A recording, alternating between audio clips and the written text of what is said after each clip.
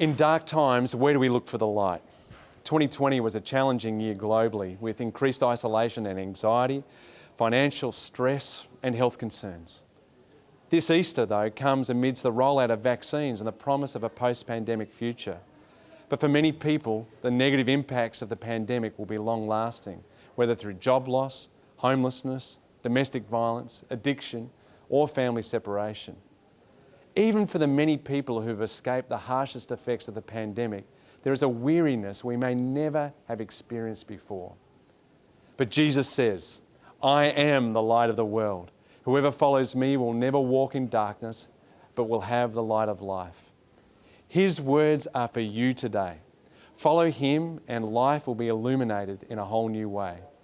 His words are for us all, to challenge us to carry the light, to bring hope to our world, to expose to the light the systems that oppress. Now is not the time to step back, but step up. Now is not the time to be careful, but bold. To listen to the experience of women and girls, to challenge our deeply inequitable world, just as Jesus did. To stand with our First Nations brothers and sisters, to welcome national truth-telling and action that underpins reconciliation. To care deeply for our neighbours, and to place the highest value on the care and support offered to our cherished older members of our communities, and to empower people with disability.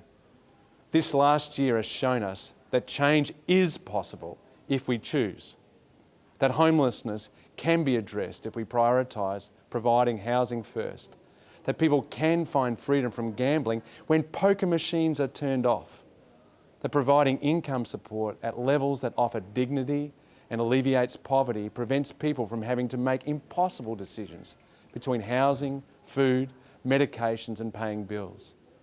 Amidst all the darkness we see in our world, the Easter story gives us cause for present hope. Before the sun had risen, Jesus is raised to life and the women find an empty tomb. While it's still dark, God does his finest work. So will you welcome light this Easter? Will you radiate his hope and reflect his justice? I hope and pray that we can.